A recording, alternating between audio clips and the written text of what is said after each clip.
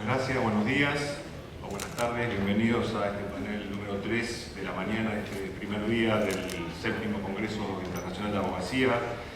Van a observar que hubo una pequeña reformulación en el programa. El doctor Corbalán, que iba a estar con posterioridad a este panel, se suma al panel y va a hablar en primer lugar porque tiene un compromiso que cumplir. Entonces nos acompañan en el panel los doctores Juan Corbalán, Pablo Comadira, Fernando Comadira y Gustavo Silva Tamayo, que están llegando en estos momentos.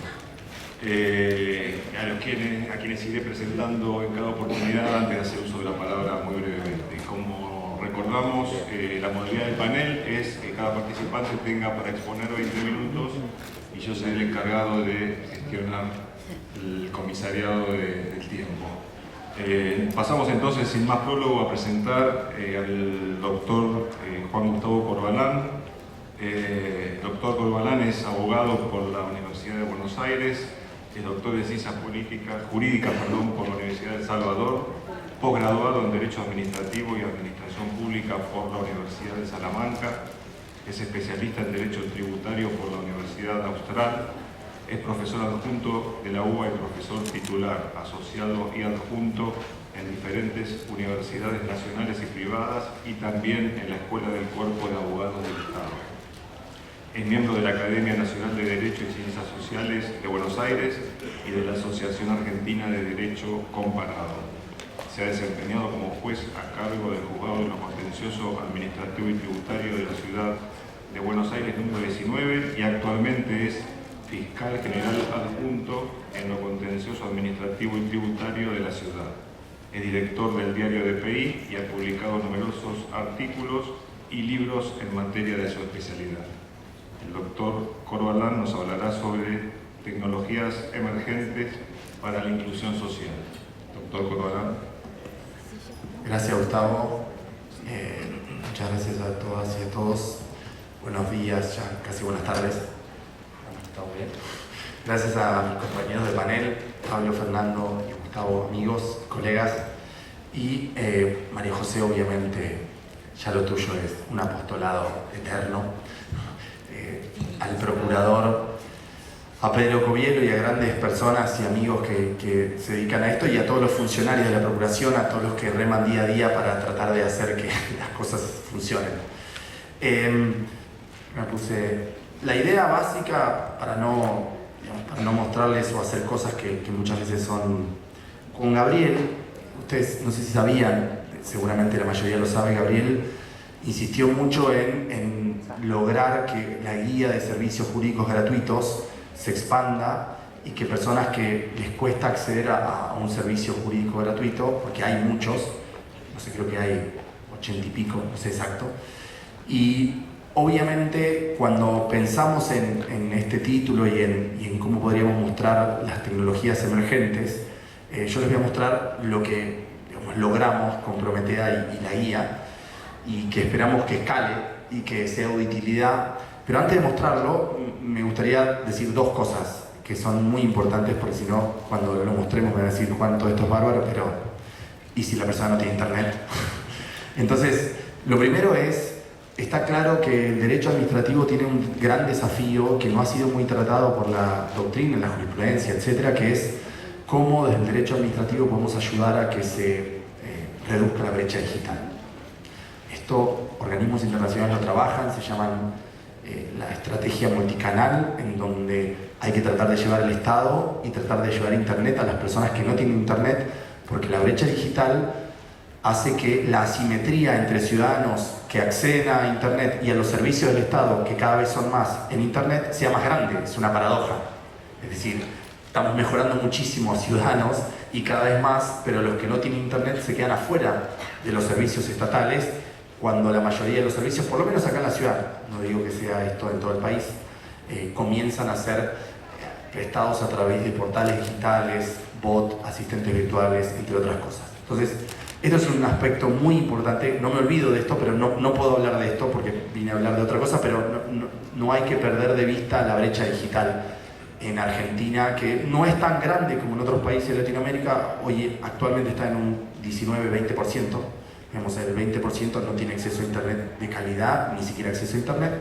Y ese es el primer punto. El segundo punto tiene que ver con un paradigma que, en mi opinión, va a comenzar a cambiar y que debería comenzar a cambiar, que es, nosotros estamos acostumbrados a que la innovación se da o opera en la medida en que, listo, tengo expediente electrónico, tengo documento electrónico, tengo notificación electrónica y todo lo que hago está en una página de internet. Llegué, ya soy inteligente. Y lo que tenemos que entender es que eso está bien, digamos, ayuda, es buenísimo, hay que hacerlo, pero el ciudadano, y acá viene el título de esta charla, breve charla, que es el ciudadano lo que está esperando es que, no es que él se levanta a la mañana y dice, voy a entrar a la página del gobierno de la ciudad, porque ahí está, digamos, voy a empezar a explorar a ver qué hay.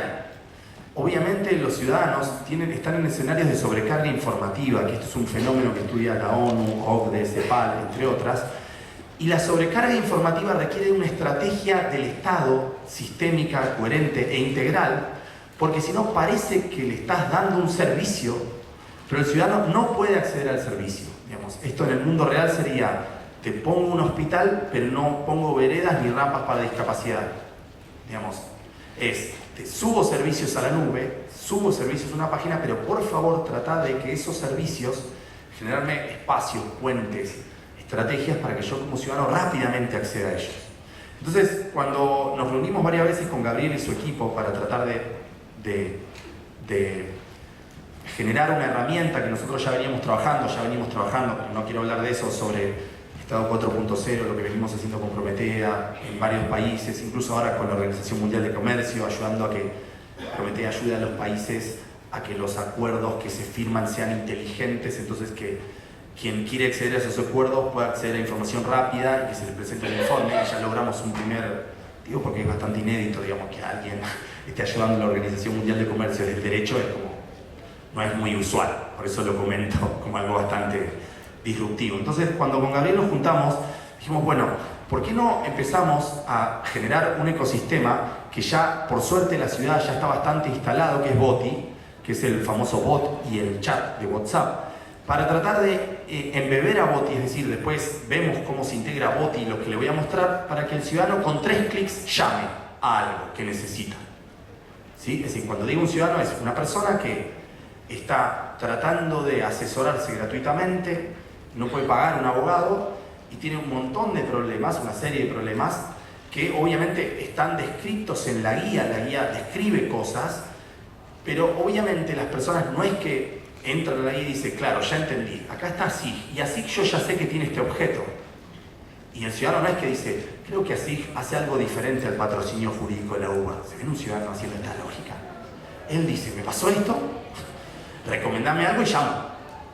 Y por favor, lo que me recomiende es que sea razonable para que yo, digamos, para que yo pueda, perdón, porque lo estoy haciendo con un Android y no con un iPhone. Hay todo un tema entre iPhone y Android. Y hacer cosas innovadoras entre dos plataformas que se disputan mercado es un poco complejo. Entonces, fíjense, Vicky, puedes poner la compu ahí, se puede ampliar. Entonces, si esto dice, bueno, te saluda, ustedes ya lo han visto, no quiero repetirme, te saluda, no tenemos volumen, Vicky, ¿sí o no? Hola, soy Prometea, tu asistente conversacional.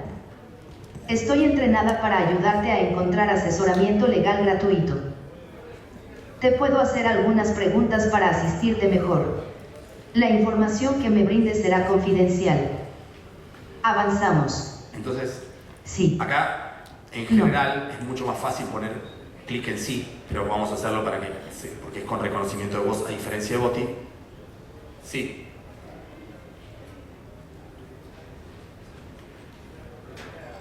Ahí está. Y ahí ¿Cuál es tu domicilio?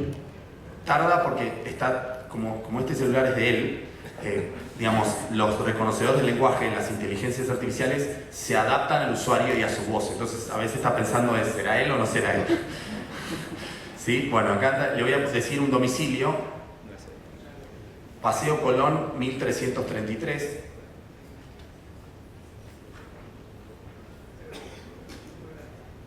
Acá ya me lo escribió. Acá ya está.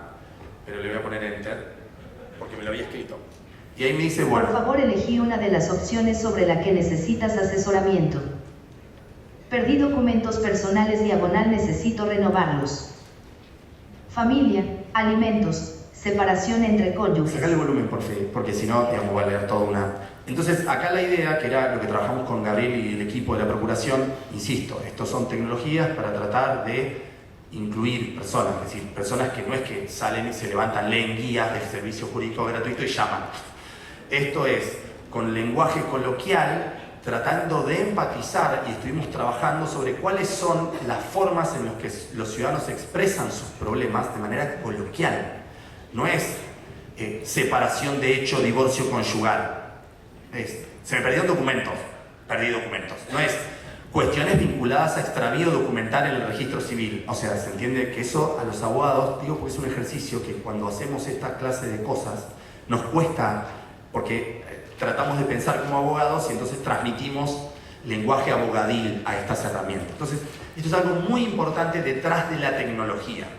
Este bot o este asistente conversacional puede ser muy inteligente en la función, pero si no tenemos en cuenta esto, por eso que la inteligencia humana es clave detrás de la tecnología.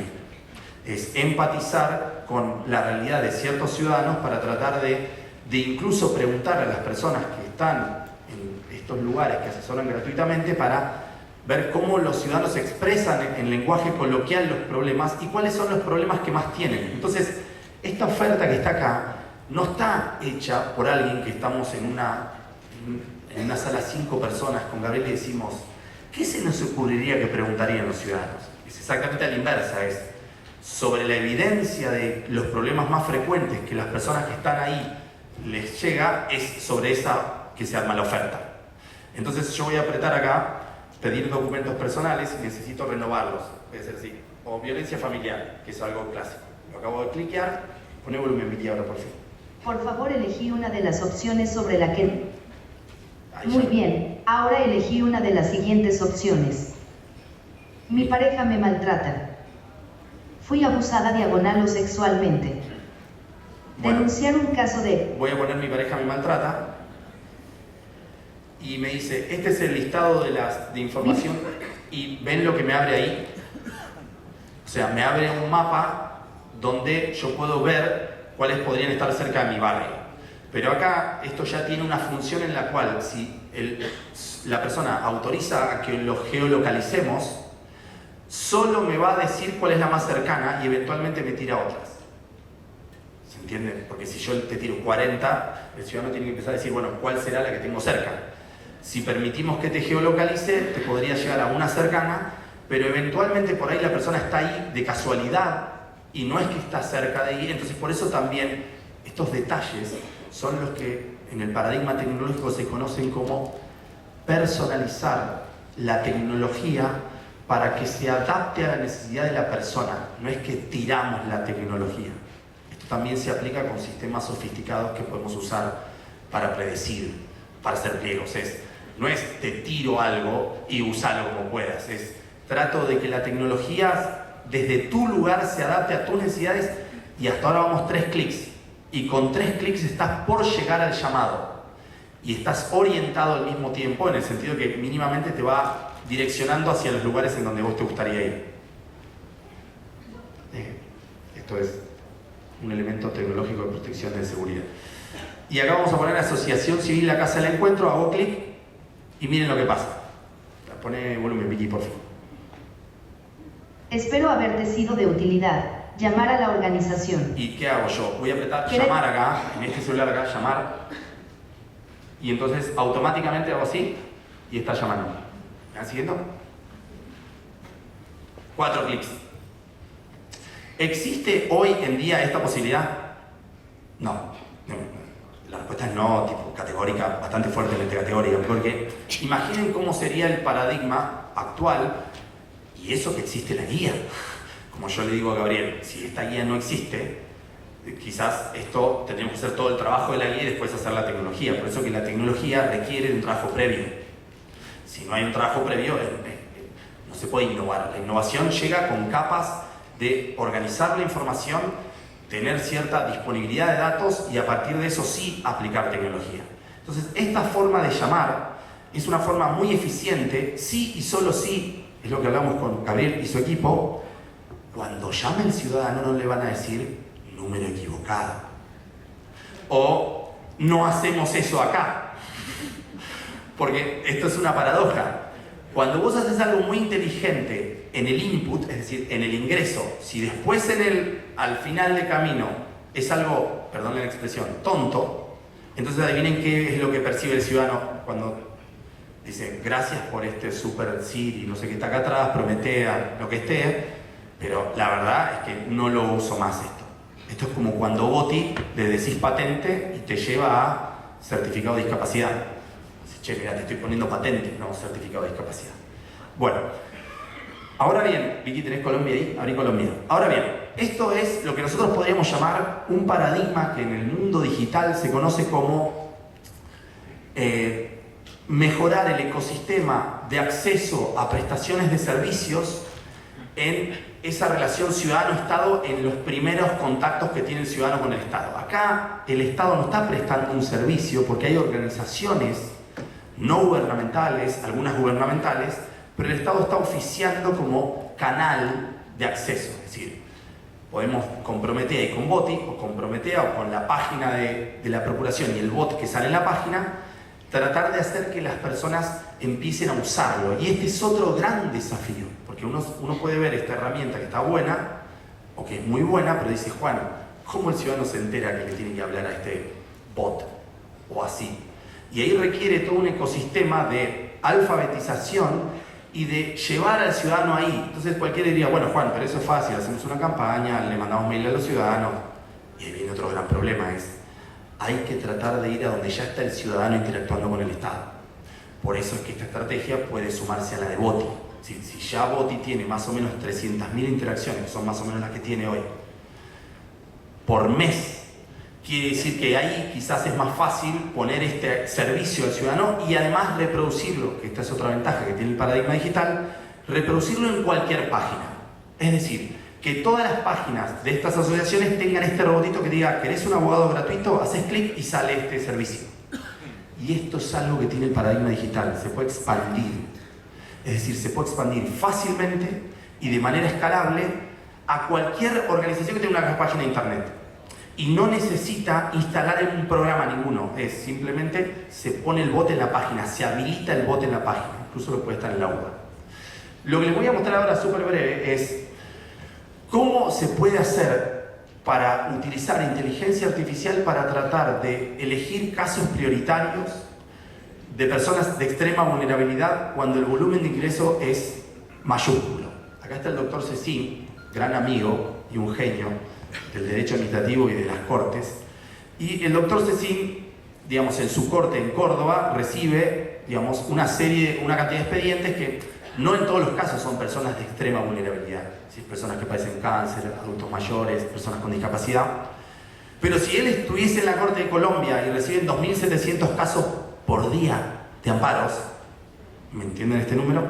Son 720.000 al año. Lo más importante es detectar personas vulnerables.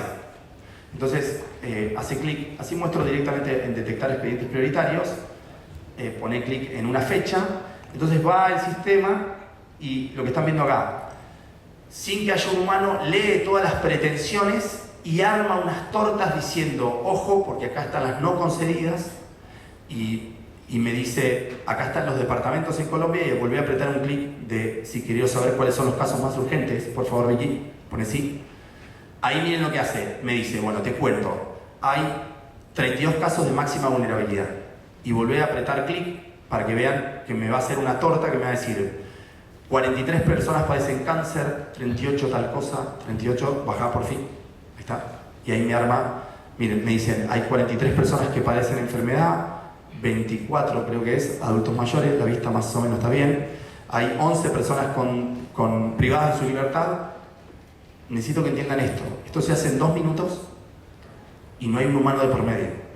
No es que alguien cargó en un data entry un Excel, me van siguiendo, es decir, eran pretensiones que entran, escaneadas y sentencias, el sistema las lee, organiza la información y te dice, ojo, Porque de estos 1.400 casos, acá hay 32 casos que son de extrema vulnerabilidad.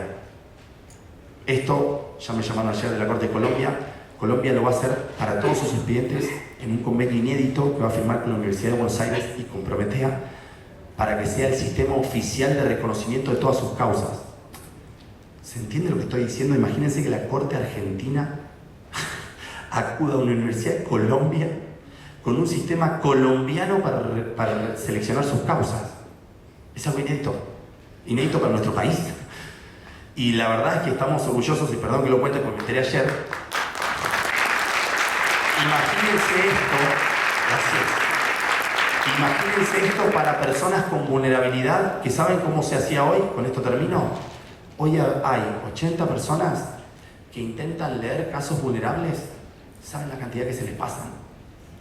No saben la cantidad, es tremendo, tengo las cifras, es dramático. Y esto muchas veces nos pasa en la justicia argentina, en algunas provincias, que a veces, porque estamos abarrotados de casos, no tenemos sistemas inteligentes que nos ayuden a detectar casos prioritarios. Solamente les quería mostrar que las tecnologías emergentes, como la inteligencia artificial, saquémonos un poco del miedo ese, nos desemplean los robots, las máquinas, Terminator. Tenemos que empezar a entender que son aliadas para la inclusión y que el derecho no puede estar ajeno a esto, pues si no discutimos el agotamiento de la vía administrativa hace 50 años, o 70, o 80, y discusiones válidas. Me encanta ese tema, como Pablo, que le encanta el acto administrativo, digamos, y nos encanta ese tema, me encanta el tema, el acto administrativo automatizado. Sí, no estoy diciendo que no hay que hacer eso, lo que digo es, por favor, como abogados, empecemos a involucrarnos en las tecnologías, porque estas soluciones no provienen de tomos de doctrina, de tratados, y son las que muchas veces los ciudadanos nos exigen como operadores del derecho. Muchas gracias.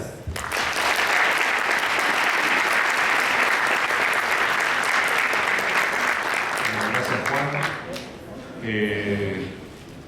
Ahora es el turno del doctor Pablo Comadira. Pablo es abogado por la Universidad Austral con medalla de oro al mejor promedio, magíster en Derecho Administrativo por la misma universidad, donde recibió el premio La Ley, también al mejor promedio, y un diploma en el reconocimiento al mérito por su tesina final.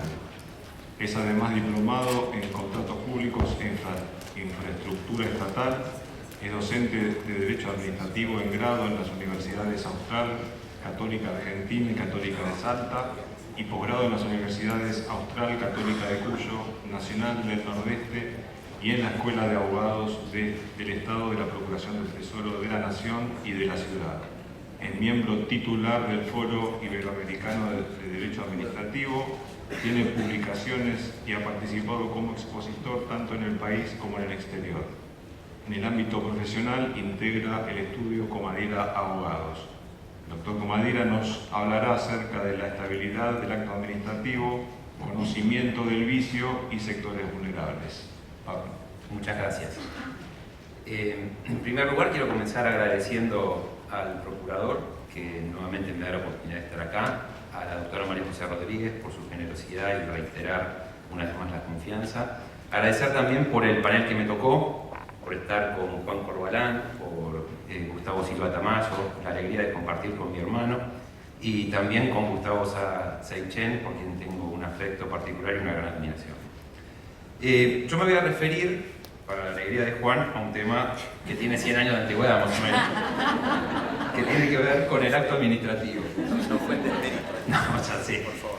Y de hecho la semana pasada o la anterior habíamos hablado con Juan de escribir algo en conjunto sobre la visión tradicional de la teoría del acto administrativo junto con las nuevas tecnologías. Así que vamos a estar en la misma línea. Bueno, el tema que voy a hablar efectivamente tiene que ver con la estabilidad del acto administrativo, el conocimiento del vicio y cómo entran a jugar la cuestión de los sectores vulnerables. El esquema que voy a seguir es el siguiente. En primer lugar, me voy a referir de manera muy breve a cuál es el régimen de la anulación de oficio del acto administrativo y cuándo el acto administrativo adquiere estabilidad, ya sea que se trate de un acto nulo de nulidad absoluta o anulable de nulidad relativa. Y en segundo término, me voy a referir a las excepciones a la estabilidad del acto administrativo. En particular, que es el que me interesa ahora, al conocimiento del vicio del acto administrativo y ver cómo juega o qué aporta el régimen de las personas en situaciones de vulnerabilidad a la anulación de oficio del acto administrativo vinculado con el conocimiento del vicio. Muy brevemente, ¿cuál es el régimen de la anulación de oficio del acto administrativo? Que después va a profundizar mi hermano. Nosotros tenemos dos variantes.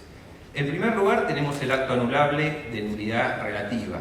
El acto anulable de nulidad relativa es el que tiene un vicio leve o no fundamental en alguno de los elementos del acto administrativo. Mientras que el acto nulo de nulidad absoluta es aquel al que le falta un elemento del acto administrativo o bien tiene un vicio grave o fundamental en alguno de sus elementos del acto. ¿Cómo es el régimen en uno y otro caso? En cuanto a lo que se refiere al acto anulable de nulidad relativa, el principio es que una vez notificado no puede ser anulado en sede administrativa. Es decir, el principio es la estabilidad en el acto anulable de nulidad relativa. Salvo, es decir, sí voy a poder anular el acto anulable de nulidad relativa, cuando fue otorgado expresa y válidamente a título precario, primer supuesto. Segundo, que es el que nos interesa cuando el particular conozca el vicio del acto administrativo. Y tercero, cuando la anulación favorezca al particular sin perjudicar a terceros. En este caso, sí se podría anular porque pierde la estabilidad. ¿Qué pasa con el acto nulo de nulidad absoluta? El acto nulo de nulidad absoluta debe ser anulado en sede administrativa. Y pongo énfasis en debe, porque no es discrecional para la administración pública anular un acto administrativo cuando es nulo de nulidad absoluta o, como muchas veces se ha visto, intentar revocarlo por razones de oportunidad, mérito o conveniencia. A veces resulta más fácil revocarlo por oportunidad en lugar de anularlo, pero esto tiene consecuencias patrimoniales para la administración pública. Es decir, y no puede ser de ninguna manera discrecional. Entonces, el acto nulo de nulidad absoluta debe ser anulado en sede administrativa, con lo cual el principio es la inestabilidad del acto nulo de nulidad absoluta. El principio no tiene estabilidad, salvo, dice la ley, la nacional y la local, que estuviese firme, consentido y hubiese generado derechos subjetivos que se estén cumpliendo. ¿Qué significa esto? La ley dice que esté firme y consentido. En realidad acá hay una redundancia o una contradicción, porque en concreto el consentimiento es una de las formas en las que el acto queda firme. El acto administrativo va a quedar firme primero si el particular lo consiente, ya sea que lo consienta de una manera expresa, se presenta un escrito que dice vengo a consentir el acto administrativo, o de manera tácita, cuando deja vencer los plazos para impugnar el acto. Entonces, el primer supuesto en el que queda firme es el consentimiento. Y el segundo caso en el que el acto administrativo puede quedar firme es cuando ya no hay más recursos administrativos y judiciales pendientes. Esto es cuando hay cosa juzgada judicial. Esa es la firmeza. Entonces, algo que estuviese firme, consentido y que hubiese generado derechos subjetivos que se estén cumpliendo. Esto es importante porque para que adquiera firmeza, el acto no solo tiene que haber generado derechos, sino que ya se tiene que estar cumpliendo. Así, por ejemplo, la Corte en el caso Miragaya sostuvo que se le había otorgado una licencia de radiodifusión a una persona, le había generado un derecho, pero como no había comenzado con las emisiones radiales, podía anularse de oficio en sede administrativa. Entonces, el acto nulo de nulidad absoluta debe ser anulado en sede administrativa, salvo que esté firme, consentido y hubiese generado derechos subjetivos que se estén cumpliendo. Salvo, de nuevo, es decir, lo puedo anular en sede administrativa si el acto fue otorgado expresa y válidamente a título precario, es decir, lo mismo que antes, que el particular conozca el vicio o que la anulación lo favorezca sin perjudicar a terceros. Estas excepciones no están de manera expresa en la ley nacional cuando se intenta anular o se refiere al acto nulo de nulidad absoluta. De cualquier manera, una interpretación que ha hecho la Procuración del Tesoro y la Corte a partir del caso Almagro se aplican. Esta discusión no está en la ciudad porque está mejor redactada en la ley de la ciudad, y en la ley de la ciudad expresamente se prevén estas excepciones para el acto nulo de nulidad absoluta. Entonces, ¿cuáles son las excepciones a la estabilidad? Es decir, ya vimos cuando el acto queda estable, es decir, que no se puede anular en sede administrativa, que hace cosa juzgada administrativa. La pregunta es ¿cuándo lo puedo anular en sede administrativa? Y hay tres casos, recién mencionamos. El primero es cuando el acto se otorgó expresa y válidamente a título precario. ¿Qué quiere decir precario? El precario administrativo lo que significa es que el acto puede ser revocado en cualquier momento por razones de oportunidad, mérito o conveniencia, y acá no me agrega nada con respecto a cualquier acto, pero sin derecho a indemnización del particular. Es decir, lo puedo revocar en cualquier momento, y esto es importante, por oportunidad, mérito o conveniencia, sin derecho a indemnización. Entonces acá viene la pregunta: ¿qué tiene que ver la precariedad del acto administrativo como excepción a la anulación por razones de ilegitimidad? Si la revocación es, en este caso, del precario por oportunidad y sin derecho a indemnización, ¿por qué se pone como excepción a la estabilidad cuando ahí se trata de anular por razones de ilegitimidad?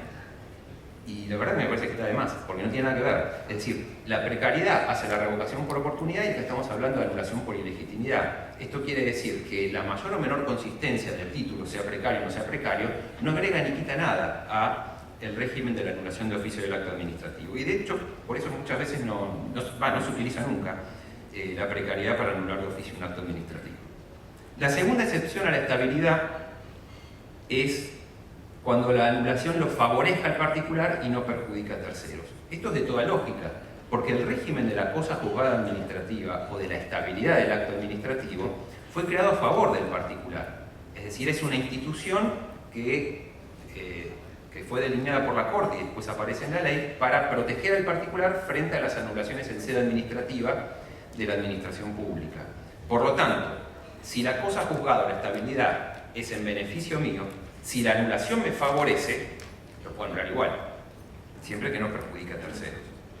Y la tercera excepción, que es en la que más me voy a detener, porque es el tema de hoy, es que se puede anular de oficio el acto administrativo, es decir, en sede administrativa, cuando el particular conoce el vicio. Este, yo diría que es el núcleo central de todo el régimen de la anulación de oficio del acto administrativo. Es medular en el estudio del derecho administrativo porque es lo que autoriza en la práctica la administración a anular en su propia sede sin necesidad de acudir a la justicia. Entonces, la pregunta clave es: ¿cuándo considero que el particular conoce el vicio del acto administrativo? Y entonces se puede anular en sede administrativa y no necesito acudir a la justicia. La pregunta es: ¿cuándo el particular conoce? Y acá hay básicamente tres teorías. Hay una primera teoría que dice: el conocimiento del vicio se configura cuando hay connivencia dolosa. Primera teoría. Solo hay conocimiento del vicio cuando hay connivencia dolosa. Es decir, se ponen de acuerdo el funcionario y el particular. Ejemplo típico: pago una coima para quedarme con un contrato administrativo en una licitación pública. Ahí hay connivencia dolosa, no hay ninguna duda que el particular conocía el vicio del acto administrativo y por lo tanto lo voy a poder anular. Pensemos, por ejemplo, en la causa de los cuadernos. Gordillo, por ejemplo, sostiene: solo hay conocimiento del vicio cuando hay connivencia dolosa. Y hay un dictamen viejo de la Procuración que sostenía esta teoría. Segunda teoría, dice: por supuesto cuando hay connivencia dolosa, pero también cuando hay dolo del particular. Es decir, cuando el particular ejerce dolo o actúa dolosamente para que la administración dicte un acto administrativo que no debería dictar. Por ejemplo, presenta una constancia trucha para que se me otorgue un acto administrativo favorable. El caso Hoffman, un supuesto médico que había truchado la libreta de calificaciones y entonces se le otorga el título de médico. Después se anula de oficio en sede administrativa y está bien, porque no, es imposible sostener que el particular no conocía el vicio cuando presentó una constancia trucha. O presento un título, que esto me pasó en la práctica, presentan un título falso para obtener una matrícula profesional. Ahí tampoco puedo desconocer, o no puede el particular negar que no conocía el vicio. Esta es la teoría que sostuvo la Procuración del Tesoro también en algún dictamen y que desde la doctrina sostiene el profesor Casani. Entonces dice: connivencia dolosa más dolo. Y la tercera teoría, que en el fondo es más amplia de la anulación de oficio del acto administrativo, sostiene: por supuesto si hay connivencia dolosa, por supuesto si hay dolo, pero además alcanza con el mero conocimiento. Es decir, aunque no haya habido connivencia dolosa, coima, o dolo, presenté constancia trucha, si se conocía el vicio, hay un mero conocimiento, es factible anular de oficio en sede administrativa. Esto en doctrina lo sostiene Hutchinson, Diez y la postura que sostenía mi padre y que es la que yo también considero que es la correcta. Entonces, alcanza con el mero conocimiento. Pero ¿cuándo se da ese mero conocimiento? Y acá me parece que hay que distinguir dos supuestos. Primero, si el vicio tiene que ver con alguna cuestión fáctica, con cuestiones de hecho, o si tiene que ver con cuestiones de derecho. Si tiene que ver con una cuestión fáctica o cuestiones de hecho, la nulidad del acto, ahí yo no puedo presumir el conocimiento del vicio. Tendrá que probarlo la administración que había un conocimiento de esas circunstancias fácticas por parte del particular que daba lugar a la nulidad del acto. ¿Qué pasa cuando el vicio tiene que ver con cuestiones de derecho? Acá entra un tema interesante que es, hay algún autor que sostiene, el vicio en cuestiones de derecho hay que presumir que se conoce. ¿Por qué? Porque parten de la base de que el derecho se presume conocido por todos. Y si el derecho se presume conocido por todos y hay un vicio vinculado a una cuestión de derecho, presumo que el particular conocía el vicio. ¿Esto qué pasa en la práctica? En definitiva, siempre va a haber de alguna manera un vicio de derecho, entonces voy a poder anular siempre y desaparece la estabilidad del acto. De hecho, este es el razonamiento que lleva a Cassani a decir, no alcanza con el mero conocimiento, porque si no me van a decir que el particular debió conocer el derecho y que el acto era nulo y entonces se puede anular siempre. Y también fue el razonamiento que siguió la Procuración del Tesoro en algún caso para decir, no, tengo que exigir el dolo, porque si no, por esta idea de que el derecho se presume conocido por todos, siempre va a conocer el vicio y lo puedo anular. ¿Qué ocurre? Yo creo que en lo que se refiere a vicios vinculados con cuestiones de derecho, no puedo presumir el conocimiento. ¿Por qué? Porque acá es cierto que el derecho se presume conocido por todos, pero entran a jugar otras dos presunciones. La primera es que se presume la buena fe del particular. Si yo parto de la base de la buena fe del particular, no puedo presumir que conocía el vicio y no dijo nada. Primer punto, la buena fe del particular. Y segundo, entra a jugar otro instituto del derecho administrativo, que siempre se lo estudió como prerrogativa de la administración, y que lo es, pero que también funciona como garantía a favor del particular, que es la presunción de legitimidad.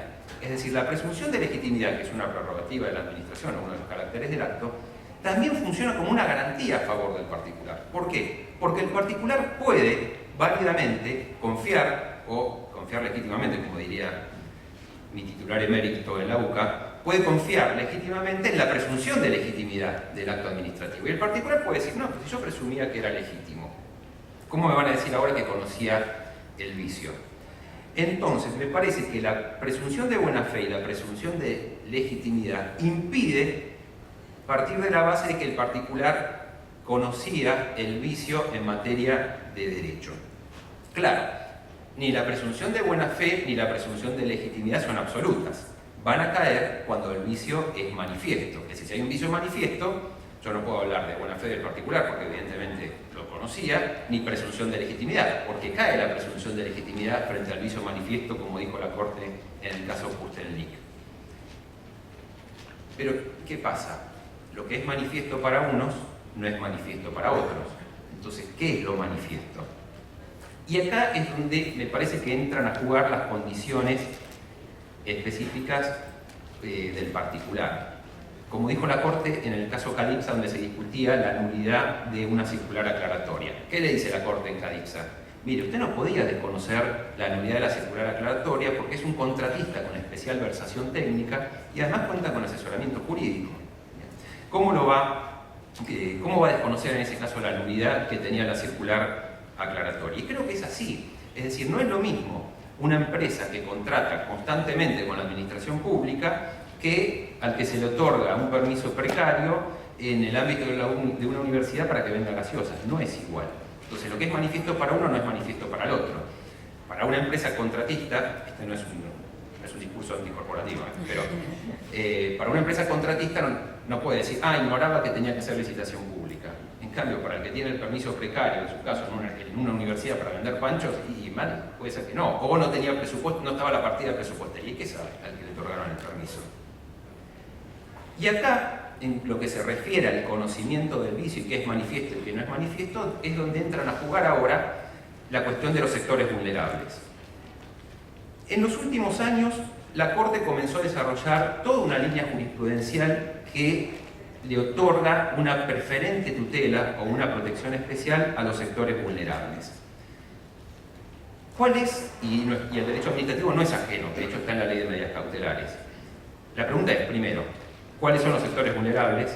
Segundo, ¿qué consecuencias tiene la vulnerabilidad tanto en el contencioso administrativo como en el procedimiento administrativo? ¿Cuáles son los sectores vulnerables?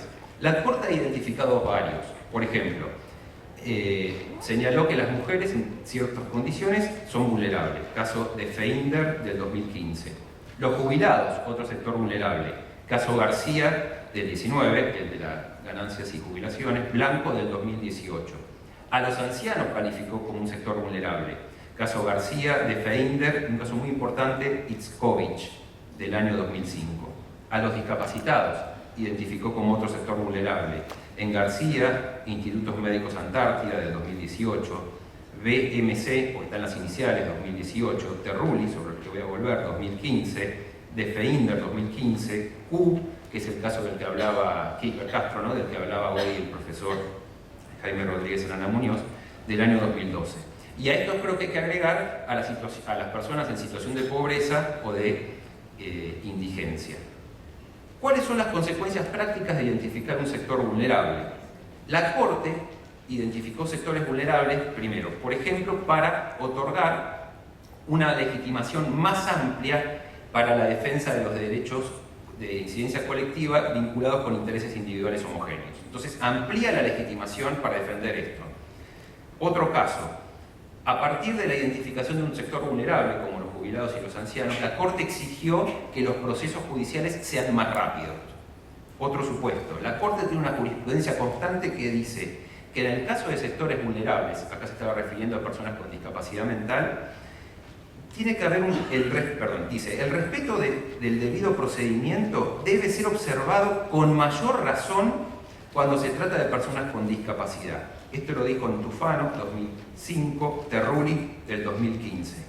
Terrulli es un caso interesante porque se había notificado con cédula, papel, a una persona que tenía una discapacidad mental.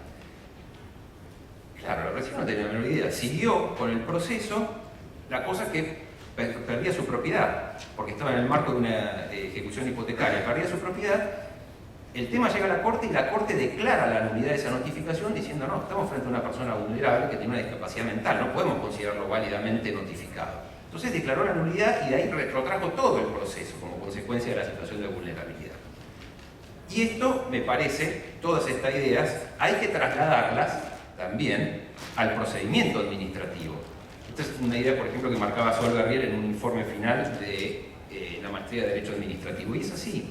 Por ejemplo, en materia de ejecuciones fiscales de la FIP, que te notifican el domicilio fiscal electrónico. Eso termina siendo, y ahora que no está Juan Corral lo puede decir, una trampa tecnológica. Porque te notifican el domicilio electrónico que una persona anciana o jubilada no tiene la menor idea que es, y entonces, digamos, en el caso de analfabetos digitales, que son los nuevos analfabetos, te inician la ejecución fiscal y te enterás con el juicio una vez iniciado. Bien, entonces, para ir terminando, en el caso de los sectores vulnerables, en ciertos supuestos yo no puedo considerar que el particular conocía el vicio del acto administrativo. Por supuesto, la vulnerabilidad va a tener que tener alguna relación con la situación que quiero equiparar o con la desventaja que tenga. Entonces, por ejemplo, si estoy hablando frente a una persona con discapacidad mental, supongamos, no puedo decir que conocía el vicio del acto administrativo. No va a ser cualquier discapacidad, porque puede haber una persona con una discapacidad motriz que sea un gran abogado, un excelso jurista, y porque tenga una discapacidad motriz no vamos a presumir, o no vamos a decir que no se presumía o no conocía el vicio del acto. En conclusión, así termino. Quedan 30 segundos. En conclusión, primero, el acto nulo de nulidad absoluta, tres conclusiones.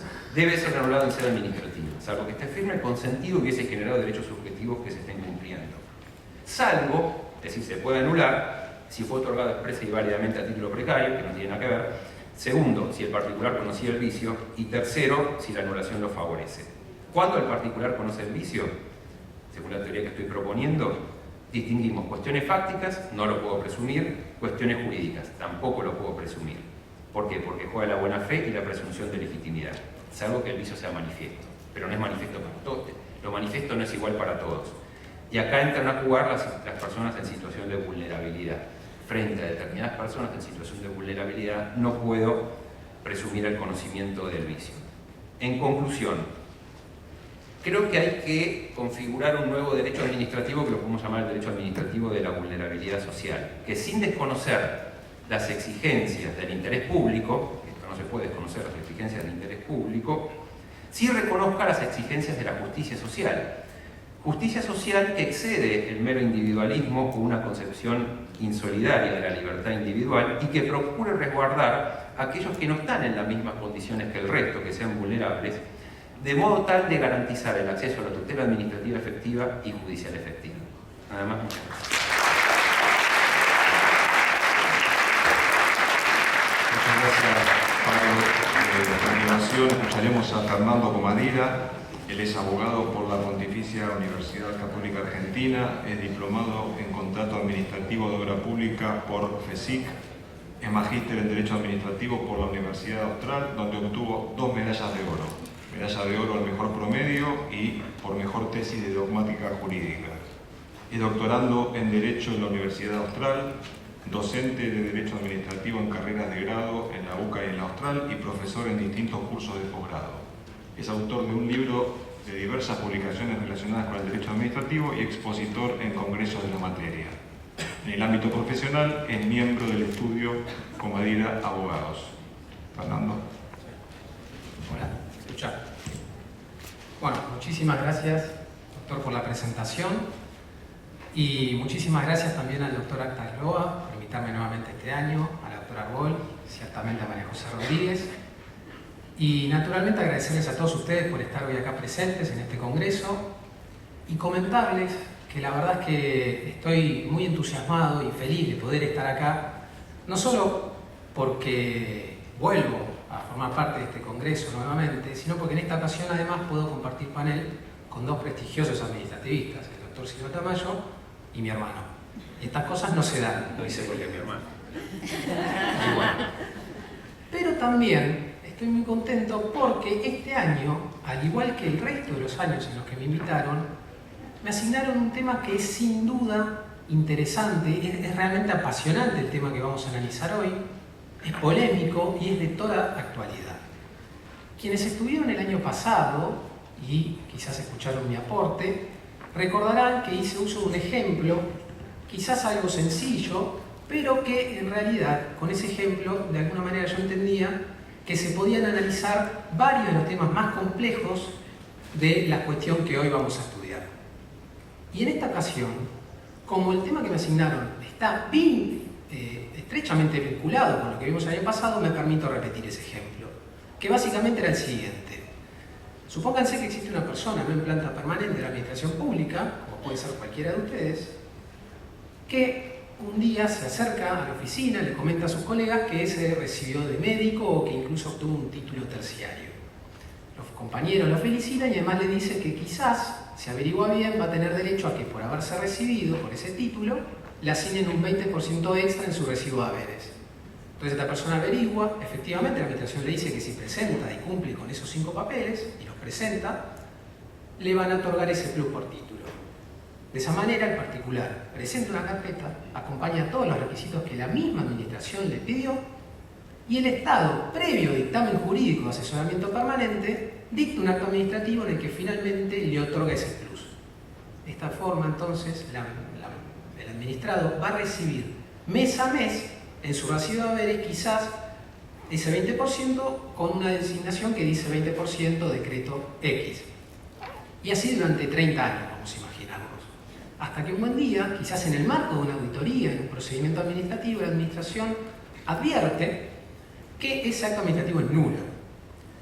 Este ejemplo que vimos el año pasado y que repetimos hoy nos presenta un abanico de muchas preguntas. La primera, básica y esencial que uno se hace es si la administración puede quitarle de manera definitiva ese plus que se le pagó ilegítimamente, es decir, si puede anular y ejecutar la nulidad de ese acto administrativo nulo.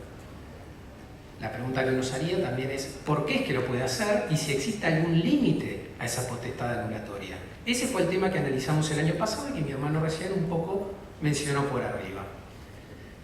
Sin lugar a dudas, quizás alguno de ustedes puede llegar a pensar que el ejemplo que les estoy dando, en rigor, es insustancial o carece de trascendencia económica o hasta institucional. Pero tenemos que tener en cuenta 2 aspectos.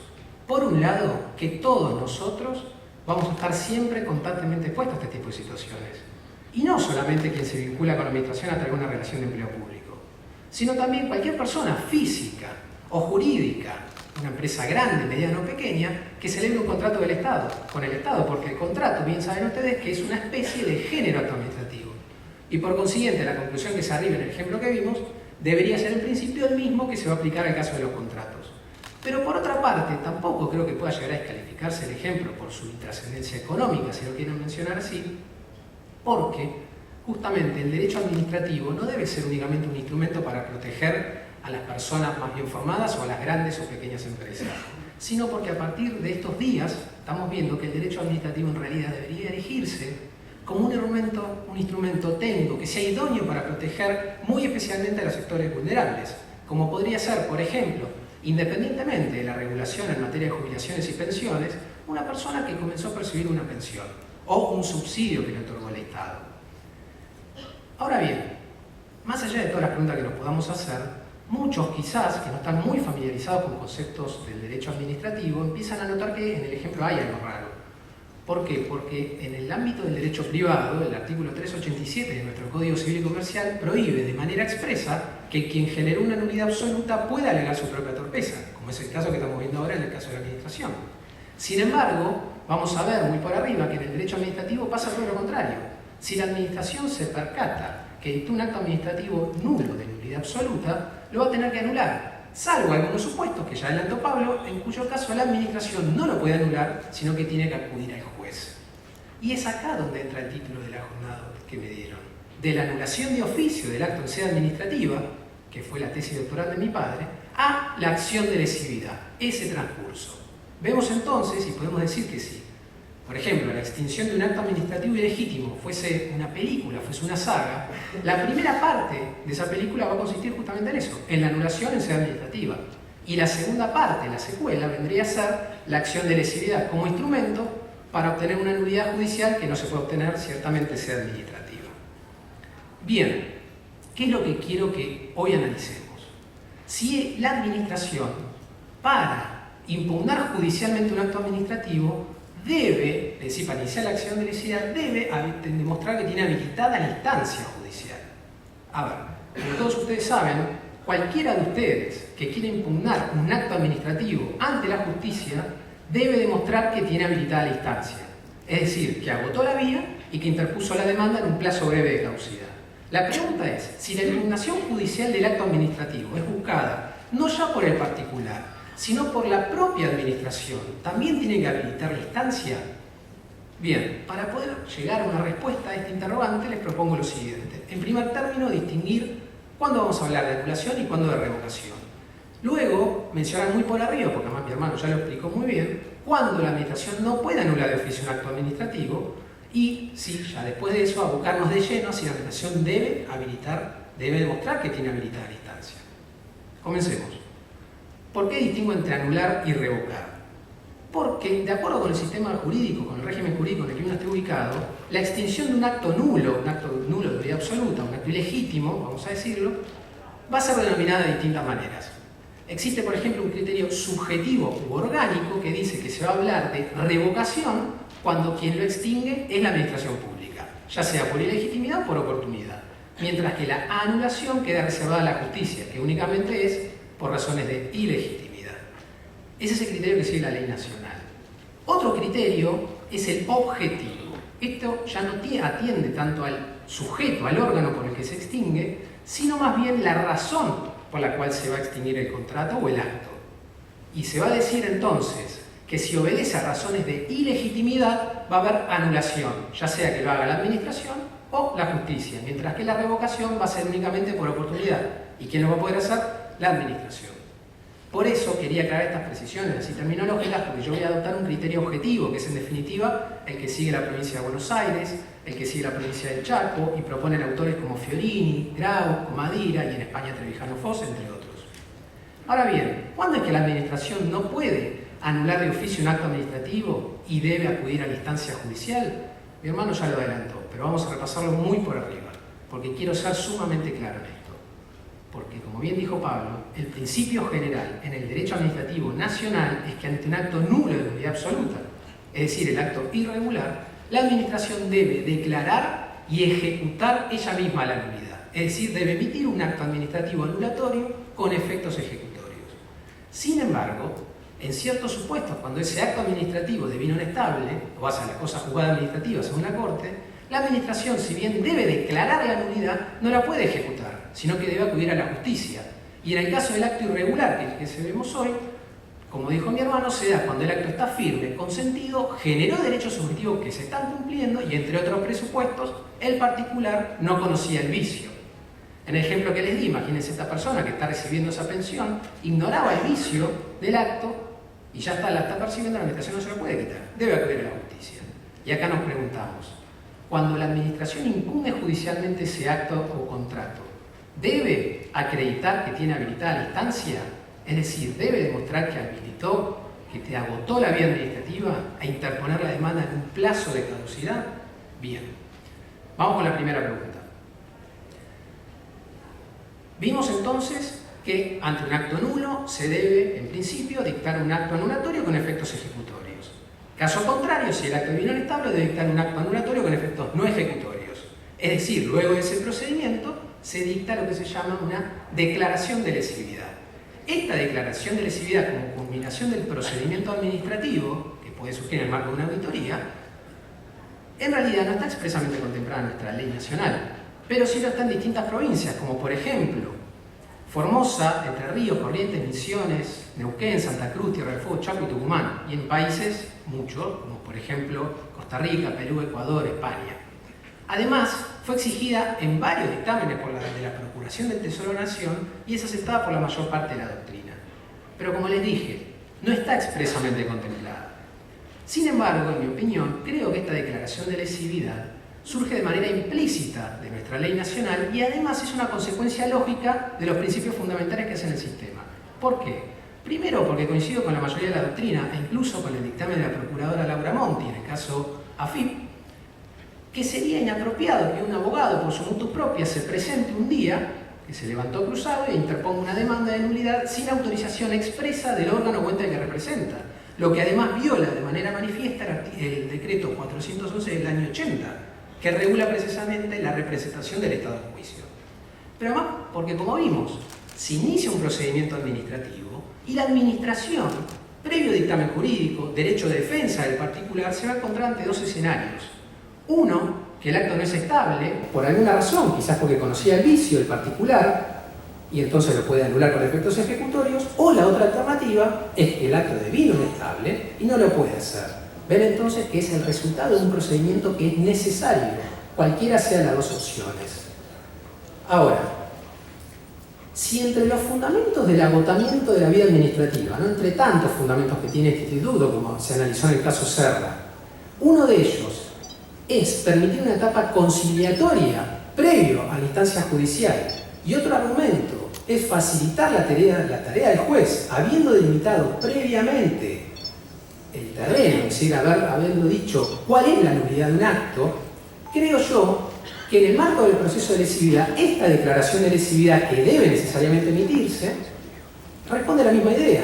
Por un lado, porque la declaración de lesividad, sin lugar a dudas, va a permitir que el particular, antes de su misión, ejerza su derecho de defensa y eventualmente la repela en el marco del proceso de lesividad. E incluso se podría allanar a la declaración de lesividad y de esa manera se ahorraría los gastos que insume contratar un abogado para contestar demanda en un proceso contencioso. Y por la otra parte, también va a facilitar la tarea de la justicia, porque cuando la administración, habiendo agotado la vía, presente el expediente con la declaración de lesividad, el juez va a tener en su poder un expediente administrativo con un acto administrativo, con efectos no ejecutorios de la nulidad, en el que además hay dictámenes jurídicos de servicios especializados de los que surge el por qué la administración está convencida que el acto es nulo. De esa manera creo entonces que hoy por hoy esta prerrogativa de la administración del agotamiento de la vía, no esa autotutela reduplicativa, dicen los españoles, que siempre fue concebida como una prerrogativa y que se la cuestiona tanto, hace 70 años, como decía Juan, hoy no solo hay que mirarla como prerrogativa, sino también como una garantía, y especialmente para los sectores más vulnerables, como sería el caso de una pensión, que la persona podría presentarse, analizar el expediente y allanarse, en vez de tener que iniciar un juicio. En relación con el plazo de caducidad, es decir, el otro requisito para que la administración o cualquier particular deba o tenga habilitada la instancia judicial, la verdad es que hay que ver el sistema, o mejor dicho, el ordenamiento jurídico en el que estemos. ¿Por qué? Porque no es lo mismo el régimen jurídico provincial que el nacional. En algunas provincias se prevé que la demanda de lesividad, la demanda anulatoria de la administración, debe interponerse dentro de un plazo breve de caducidad desde que se dictó el acto nulo, es decir, en el ejemplo que le di, de que se le otorgó la pensión a la persona, o el plus por título. Otras provincias prevén que el plazo para que la administración interponga la demanda se computa no desde el acto nulo, sino desde que se lo declaró lesivo.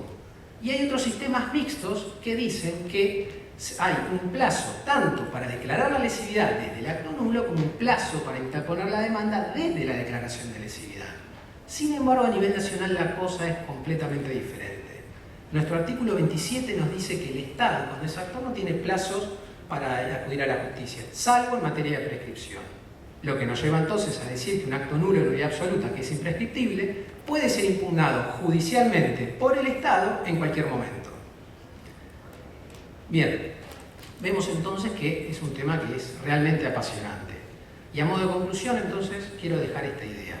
Y es que ante un acto nulo, la administración debe dictar un acto anulatorio con efectos ejecutorios. Ante un acto nulo que devino inestable, la administración debe declararlo lesivo. Asimismo, y esta creo que es la idea central que me gustaría comunicarles el día de hoy, creo que la habilitación de la instancia, tradicionalmente entendida como prerrogativa del Estado, ya no debería analizarse únicamente como prerrogativa, sino que en estos casos, al menos en materia de impugnación judicial, sobre todo cuando hay un sector social vulnerable, cualquiera sea ese sector al que mencionó Pablo, opera como una garantía a favor del administrado. De esa manera, si la administración impugnó judicialmente el acto administrativo nulo que dictó porque devino inestable, pero no inició el procedimiento y lo culminó con esa declaración de lesividad, el juez deberá de oficio o a pedido de parte, como dice la Cámara en el caso Whitehead, declarar la inadmisibilidad de la pretensión de lesividad, que es lo mismo que nos sucedería a cualquiera de nosotros que intentemos impugnar un acto sin haber agotado la vía administrativa. Hace ya mucho tiempo se viene planteando y cuestionando seriamente diversos institutos centrales del derecho administrativo, como es, por ejemplo, la anulación de oficio del acto administrativo, la suspensión de los efectos de un acto estable, las prerrogativas en materia de contratos administrativos, como sucede en el marco de los contratos PPP, el agotamiento de la vía, y muy especialmente porque dicen que todas estas prerrogativas no hacen más que entorpecer un procedimiento e incluso postergar los derechos de los sectores, cualquiera sea, pero especialmente un sector vulnerable. Yo no estoy entre los que creen que cuanto más se restrinjan las prerrogativas del Estado, más se van a poder garantizar los derechos de los particulares. Yo creo, por el contrario, que lo que deberíamos tratar de lograr es tener funcionarios que velen por el interés público sin anteponer los intereses propios ante este. Noten ustedes que hasta este instituto tan básico del agotamiento de la vía, que siempre fue analizado como prerrogativa, hoy también la podemos ver como garantía del administrado. Ciertamente, para que el tránsito por este procedimiento administrativo no sea un mero ritualismo formal dilatorio de los derechos de los particulares, creo yo que deberían adoptarse políticas públicas tendientes a lograr una capacitación constante de nuestros funcionarios públicos y además exigirles valores éticos. Por eso, en mi opinión, valores éticos y capacitación son requisitos de insoslayable valoración para quien quiera ejercer en la función pública. Por eso entiendo, al igual que lo hace Jaime Rodríguez Arana Muñoz, que la exigencia moral de la actuación del servidor público debería superar con creces la conducta de quienes estamos en el sector privado. No creo que sea utópico aguardar que quienes nos gobiernan cumplan con nuestras expectativas de comportamiento virtuosos, entendiendo, claro está, que a igual compromiso debemos asumir nosotros, los que estamos en el sector privado, porque como bien decía mi padre, el profesor Julio Comadira, la conducta virtuosa no se puede lucir en la función pública si antes no está vigente en la propia convivencia humana. Muchas gracias.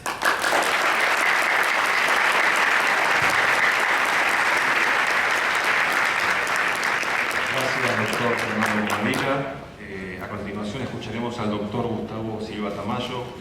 Él es abogado por la UBA, es doctor en Ciencias Jurídicas por la Universidad de El Salvador, es especialista en Derecho Administrativo y Administración Pública por la UBA y especialista en Administración Financiera del Sector Público también por la UBA. Es profesor de grado y posgrado en las universidades de Buenos Aires, de El Salvador, de Belgrano y del Museo Social Argentino. Es autor de las obras Desviación de Poder y Abuso del Derecho y La Voluntad de los Actos Administrativos. Coautor de 7 obras y autor de alrededor de 50 artículos publicados en revistas especializadas, panelista y expositor en congresos y jornadas nacionales e internacionales. Su tema de exposición será el impacto de la Ley 27.401 de responsabilidad penal de las personas jurídicas en el régimen de contrataciones federal y de la Ciudad de Buenos Aires. Doctor Silva Tamayo. Bueno, gracias por la presentación. Agradezco la generosa invitación del Procurador General de la Ciudad de Buenos Aires, doctor Gabriel Astarloa, y de la querida amiga María José Rodríguez. Me siento muy honrado de estar aquí y más en compañía de dos amigos como son Fernando y Pablo Comadilla. El tema que se me asignó me causó cierta perplejidad, no porque lo desconociera, sino porque es un tema que vincula especialmente institutos de derecho penal, donde soy un lego absoluto. No digo que soy analfabeto tecnológico, pero semi-analfabeto, es decir, pude seguir a Juan Corbalán en parte me perdí. Pero, no, bromas aparte, el problema es que es un instituto interesante pero novedoso, o sea que el impacto, que seguramente va a ser muy importante, no puede dimensionarse. Tengan ustedes en cuenta que esta ley empezó a regir el 1 de marzo del año pasado y que profesionalmente de la Procuración del Tesoro la única vinculación que tuve con ella fue una consulta que se nos hizo respecto a si el procesamiento de 2 directivos de una empresa constructora muy conocida podía trasladarse a esa persona jurídica. De luego que respondimos que no, porque eso violentaría la garantía del artículo 18 de la Constitución, porque casos se habían juzgado hechos anteriores a su vigencia. Dicho esto, quiero contar un poco, y prometo ser breve dado lo avanzado de la hora, cuál fue la génesis de esta ley. Esta ley fue una suerte de exigencia de la Organización para la Cooperación y Desarrollo Económico a la Argentina para poder ingresar a ese club selecto que está integrado por 36 países. Bueno, el rechazo a la admisión de Argentina no impidió que nos quedemos con un instrumento normativo interesante, porque lo cierto es que la OCDE no incorporó miembros nuevos pese a las promesas de incluir a Argentina y otros países más. Esta ley, además, es interesante porque viene a revalorizar la cuestión moral, poner en juego sobre la mesa de las negociaciones la importancia que tiene la vigencia de valores éticos. Y parte de haberse advertido la trascendencia que tiene, trascendencia distorsiva, que suelen tener grandes empresas multinacionales, piensen ustedes el caso de los Panama Papers solo, y que esto ha sido advertido en países, podemos decir, que son del mundo desarrollado, Estados Unidos, bajo la presencia de Obama, fundamentalmente, el Reino Unido, que tiene una ley anticorrupción. Las directivas comunitarias también han sido importantes, han sido recogidas por la legislación española, también Francia tiene una ley semejante a la nuestra, y en la región también hay antecedentes previos a la sanción de la ley 27.401, hay una ley anticorrupción en Brasil, otro tanto ocurre en México, en Perú, en Colombia y en Chile. Bien, no puedo dejar tampoco de reconocer un hito trascendente en nuestro país, que fue la recepción de la Convención Interamericana contra la Corrupción por la Ley 24.759, y por supuesto del soft law, recomendaciones de la propia OCDE o de la Comisión de las Naciones Unidas para el Desarrollo Mercantil Internacional, que ha elaborado una ley modelo.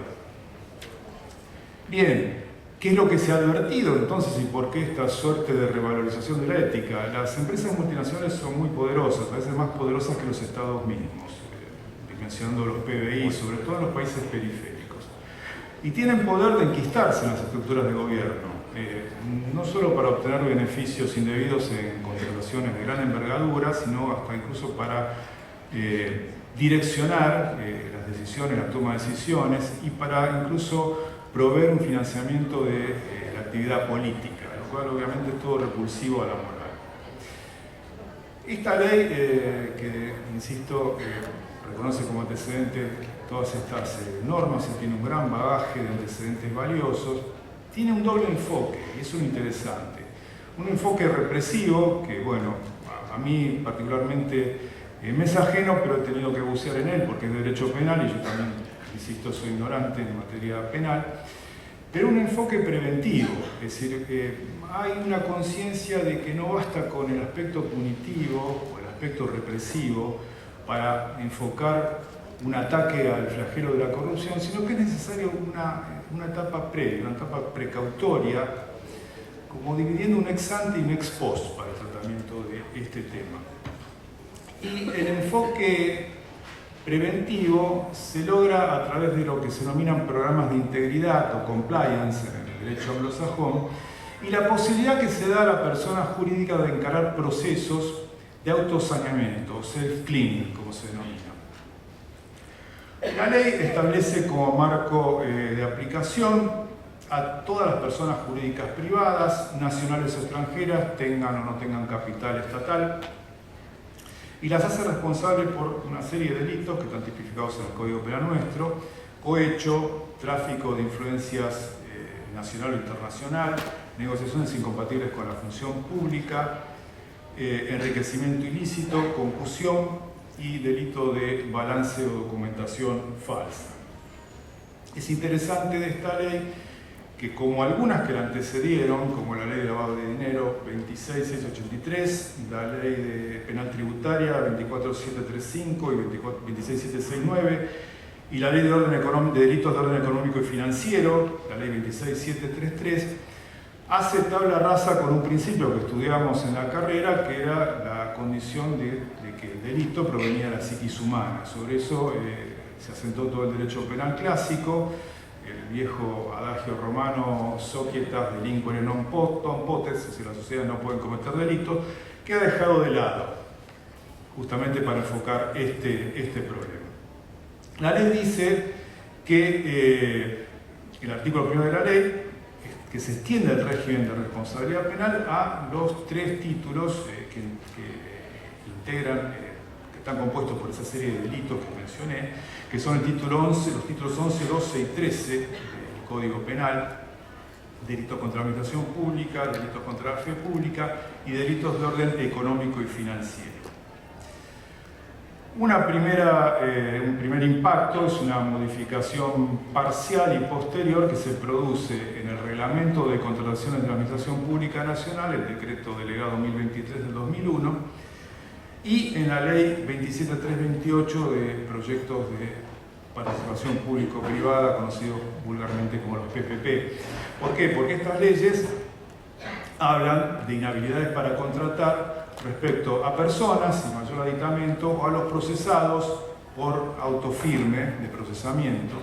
Y hoy tenemos que entender que cuando habla de personas se refiere no solo a las humanas, como entendíamos antes, sino también a las jurídicas, lo mismo que con los procesados.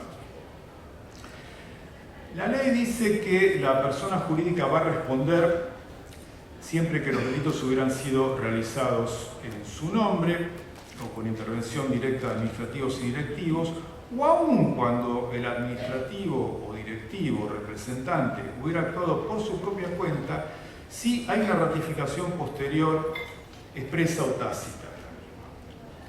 Y por el contrario, queda liberada si demuestra que no obtuvo ningún beneficio por la actuación de su mandatario. Las sanciones que se establecen son en primer lugar de multa. La multa abarca hasta desde 2 a 5 veces el beneficio indebidamente obtenido o que se hubiera podido obtener. Puede ser fraccionada hasta su pago hasta el plazo de 5 años, cuando de ello dependiera la subsistencia de la empresa o el mantenimiento de lugares de trabajo. Puede otra sanción imponerse, que es la suspensión de las actividades, o incluso llegarse a la disolución o liquidación cuando se demuestra que la sociedad ha sido constituida al solo efecto de llevar a cabo estas actividades ilícitas y corruptas. Otra sanción es la suspensión de contratar con el Estado, con la Administración Pública Nacional, hasta un plazo máximo de 10 años. La ley también establece pautas para regular la discrecionalidad del juez en la aplicación de la sanción. Toma, por ejemplo, el incumplimiento de las reglas y procedimientos internos que haya incurrido a la persona jurídica, la cantidad y jerarquía de sus directivos o administradores o empleados, la omisión del deber de vigilancia que tiene la persona jurídica, la extensión del daño que se causó, el monto del dinero involucrado, el tamaño, naturaleza y capacidad de la persona jurídica, la denuncia espontánea, ahora voy a referirme a eso, que podría haber llegado a las autoridades de los hechos ilícitos detectados, el comportamiento posterior de la persona jurídica y su receptividad para mitigar o erradicar el daño realizado, incluso de reincidencia. Como ven, son pautas tanto para aumentar como para disminuir el monto de la pena.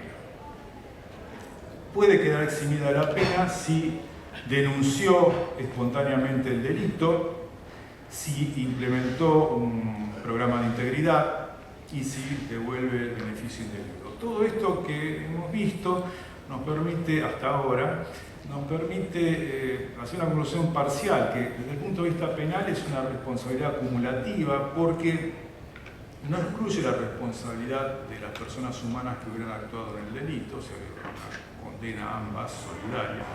Es condicional porque requiere que el delito se hubiera realizado en beneficio de la persona jurídica, y es especial porque está constituida dentro de una ley especial y para los casos expresamente contemplados. Y ahora viene la parte más interesante a mi juicio, que es lo que se denomina el compliance o el aspecto preventivo. Compliance es una palabra de origen inglés, anglosajón, que significa cumplimiento del ordenamiento normativo por parte de una empresa. Eso sería el sentido restringido del término. En sentido amplio comprende todo el conjunto de buenas prácticas que permiten identificar, clasificar y corregir los riesgos empresariales.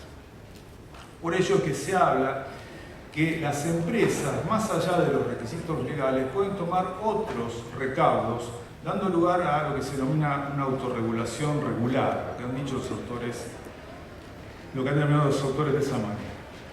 ¿Por qué es importante tener un programa de integridad o compliance? Porque según la propia ley, tiene distintos efectos. En primer lugar, puede eximir de la pena y responsabilidad administrativa si se demuestra que los administradores hicieron un esfuerzo especial para llevar a cabo el delito.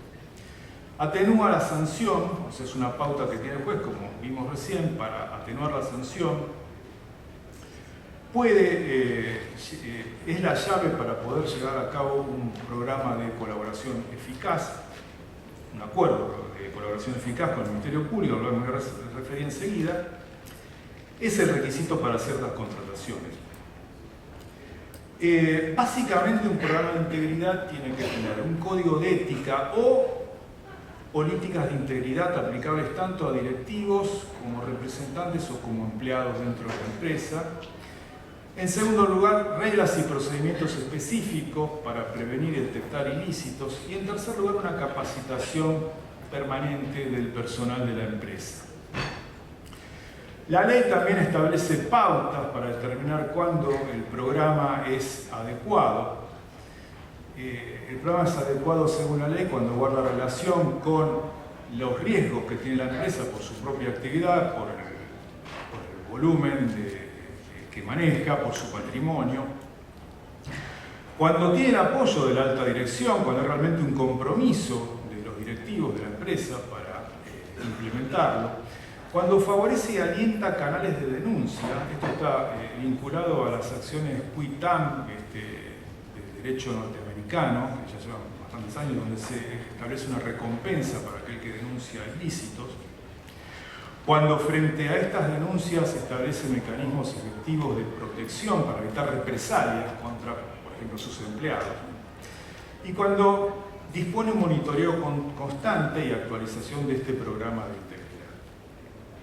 La ley también dice que es condición necesaria para ciertos contratos con la administración pública, los que están establecidos, como bueno el tiempo, yo había prometido ser breve. Ciertos contratos que son los que están en el artículo 4 del reglamento de contrataciones, los contratos regidos por la ley de obras públicas, por la ley de concesión de obras viales por peaje y los contemplados por la ley de programas de participación público-privada.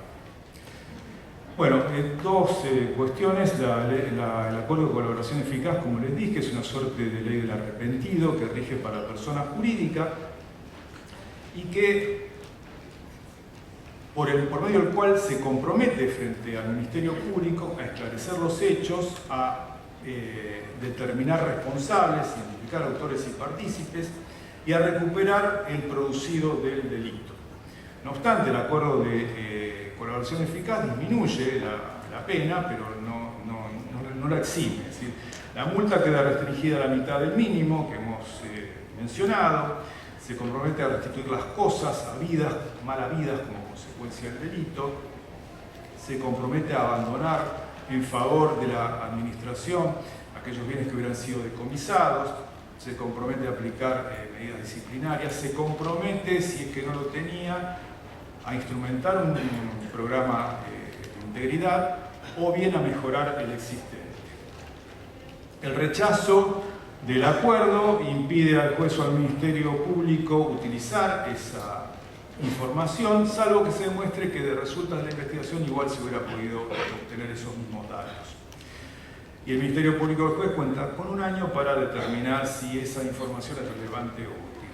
Finalmente se constituye una autoridad de aplicación, que es la Oficina Anticorrupción, por el decreto 277 del 18, que dice el decreto que va a establecer los lineamientos de estos programas de integridad, lo cual a mí particularmente me deja duda respecto a si esto se puede llegar a convertir en un mero recaudo formal, que la administración controle con un checklist, si no hay otra forma de medir la consistencia y la sustancia que tenga el programa de integridad. Tal vez los organismos de control tendrían que tomar alguna participación, me imagino a su nivel de auditoría interna, por ejemplo. Bueno, voy a concluir. La implementación de esta ley tiene dos efectos por lo menos inmediatos, que son, en primer lugar, si contamos con contrataciones transparentes y no corruptas, se abaratan los costos. Es una cosa, una verdad de perogrullo. ¿Por qué? Porque el empresario corrupto lo que tiende es a cargar en su estructura de costos el monto económico de la dádiva, porque él va a querer mantener su rentabilidad incólume. Y el segundo efecto importante es que si tenemos un escenario, un universo de contrataciones transparentes y éticas, no corruptas, ingresan nuevos actores, nuevos jugadores. Cuando hay corrupción, ocurre un fenómeno colateral que es la cartelización. O sea, las empresas corruptas se cartelizan, fijan los precios de la contratación, imponen condiciones y ofrecen bienes y servicios obsoletos o de baja calidad. Esto es todo lo contrario cuando se asegura una mayor concurrencia. Y la conclusión final, más amplia si se quiere, pero que tiene que ver con el sentido de este congreso y a la cual se refirió el doctor Jaime Rodríguez Arana hace un ratito, dijo que la corrupción afectaba la dignidad humana.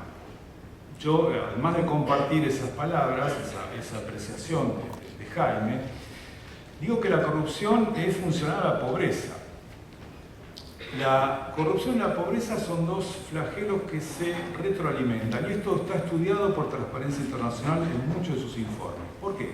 Si hay contrataciones corruptas, evidentemente hay un desvío de fondos estatales, evidentemente no llegan a los sectores más vulnerables, que acá se han mencionado en las referencias de la Corte cuáles son,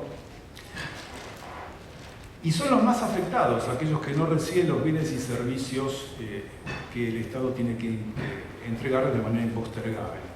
Pero además, el sobredimensionamiento de estas estructuras corruptas no solo impide a las administraciones cumplir con sus cometidos, brindar bienes y servicios para satisfacer el interés general, sino que incluso puede hasta condicionar o anular la toma de decisiones de gobierno. Tal es la gravedad que tiene este fenómeno. Por eso, Transparencia dice que estos dos flagelos tienen que tratarse y enfocarse de manera conjunta.